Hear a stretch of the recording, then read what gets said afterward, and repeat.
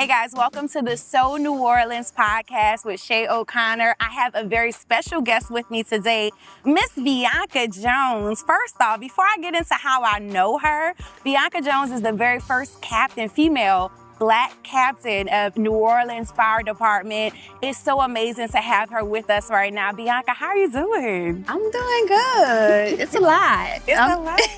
But I'm surviving. So we just caught the amazing ceremony.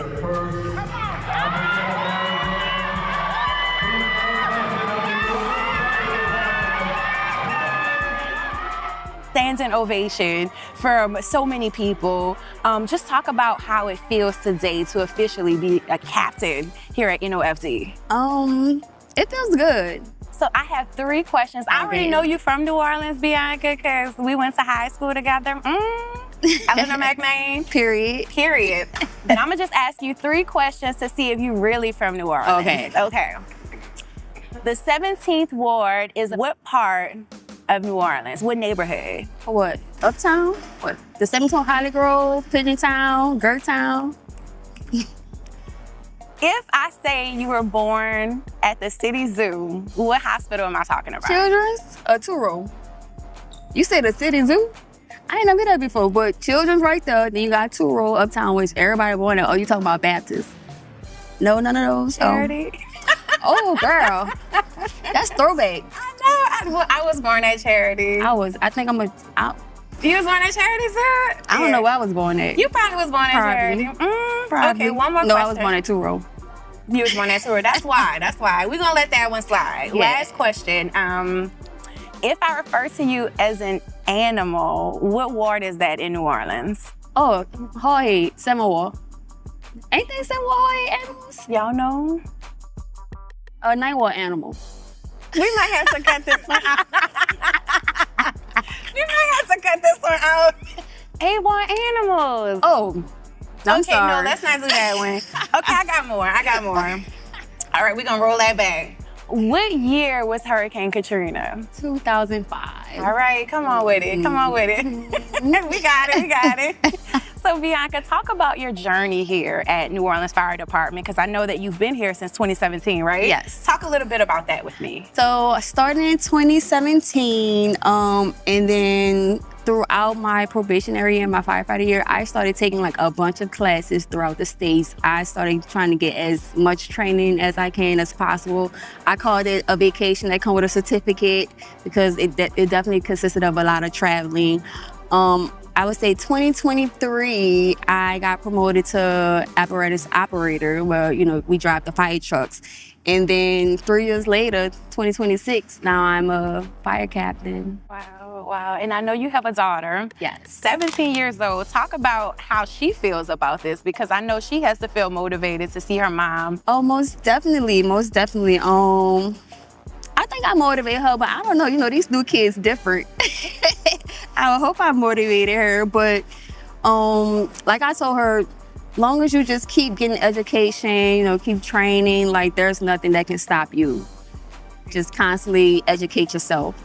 So when you heard about you becoming captain, I know I saw like a post, and then before I know it, it was everywhere. It went viral. What was your reaction to it? I couldn't even enjoy social media because I was like, okay, I'm gonna go to TikTok. They don't know me over there. So, because it was a lot. I was just like, my face was just everywhere. I'm just like, I'm so glad my yearbook pictures was cute. Thank you, Jesus, because they were just taking it and running with it. I'm like, all right, I can't complain. What would you say is something that people misunderstand about firefighters? That's a good question. What do they misunderstand? It's a bunch of stuff that they misunderstand. I guess with us going on a bunch of calls, they don't understand that like we're located throughout the city, so we're gonna get there first to help while we wait on EMS. So, because they're like, oh, y'all always first, yeah, because we're, closer, we're throughout the city, so it makes sense to send us to medical calls first to, make sure everything's okay while we wait on the EMS unit. Definitely. If your crew had to describe your leadership style in one word, what do you think that they would say? As your crew, like as people are watching us right now. They call.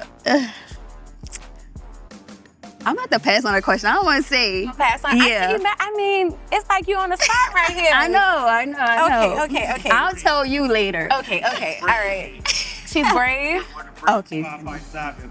Wow, that's amazing. Thank you. And I mean, when I first started in news, I remember seeing you at probably like one of my first stories, and I'm like, oh my gosh, that's Bianca. So to see you, transition into captain is amazing. So I just want to congratulate you too. One more question. When did it truly hit you that you had become the first African-American female captain of NOFD? Probably during the standing ovation, during the ceremony. I'm like, oh, it's really happening. I think that's when it really hit earlier today during the ceremony. And I mean, so many African-American girls are looking up to you right now, hoping that they could do something like what you're doing. What message would you send to any youth in the city who aspires to do what you're doing?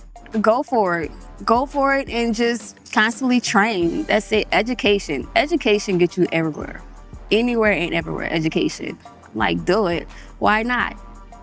Did you always know that you wanted to go into firefighting? No. Me and my friend, we were just like, let's go see. We really just applied. So like how I just tried, everybody else might as well just try. Bianca, tell me a little bit about just growing up here in New Orleans. I know you're from the 13th Ward. Talk to me about your journey, because eventually you did come to McMain, but before then you were at Rob Wayne, right? No. Okay, where were you? Oh, girl, I was at Walter L. Cohen. My Jesus. Yes. Okay, we need to talk all about that. So tell me about it. Well, it was closer to my neighborhood. My sister went. I had fun. I was on the basketball team, the softball team. I did all kinds of sports at Cohen. And then, the hurricane hit, and then I became a McMain Mustang. Felt like you had been there forever when you came. And I feel like I remember you playing softball at McMain too. You did. So talk about that transition a little bit. I don't think it wasn't a bad transition, because it was basically a boiling pot of everybody from all different schools. So it was different, but it was better than being out of town at, their school. So I'd rather be a McMain Mustang than some random out of town school. Well, Gainesville, where I went at after the storm, and then I ended up at McMain. So I feel like you fit in like so perfectly with us. Like even now, you're at the reunions, we all do stuff together. Would you say that Hurricane Katrina was like a really big obstacle? I know we talked about obstacles before, but... I don't think so, because also I was young. So, I didn't really fully understand what was going on. So that's why I don't think it really was, too much on my mind of what really happened. Until like now as an adult, now you realize, oh, it was bad, but that's not what we realized at that age of how bad it was. We was just like, okay, I'm back in school. We were with a bunch of people from everywhere. Just was going with the flow. Where do you see yourself in like the next 10 years? Hopefully a district chief. So that's the next step that I'm working toward. Bianca, talk about some of the barriers that you had to break through when it comes to achieving a position this way. I mean, well, we had to test for this. So I would say it was definitely a lot of studying, going on as far as barriers, because, we all took the same test. I would say that was probably the only issue, just, studying hard for a test, and then, with seniority, making a difference of where you fall in that on the list. I just had to study hard, that's all. That was the main barrier, just studying harder. Years from now, when people talk about Captain Bianca Jones, what would you want for them to say? What would you want your legacy to be? Hopefully something positive. Anything positive, honestly. Like, I just hope they be like, oh, I enjoy working with her. Oh, she's the reason why I'm here now. She made me take classes. She made me train more. So that's what I'm looking forward to. What you about to do now? Go eat. Well, I thank you so much for chatting with me. Is there anything else that you would like to add? Is there any message that you would like to give to the people of the city? Yes. Thank you everyone for supporting me, all the reposts, the likes, the comments, the DMs. I appreciate it. I really do. Thank you. Thank y'all so much. And thank you for taking the time out to talk with me. It's always good to see a fellow Mustang, okay? Thank you so much for watching So New Orleans. We'll see you next week.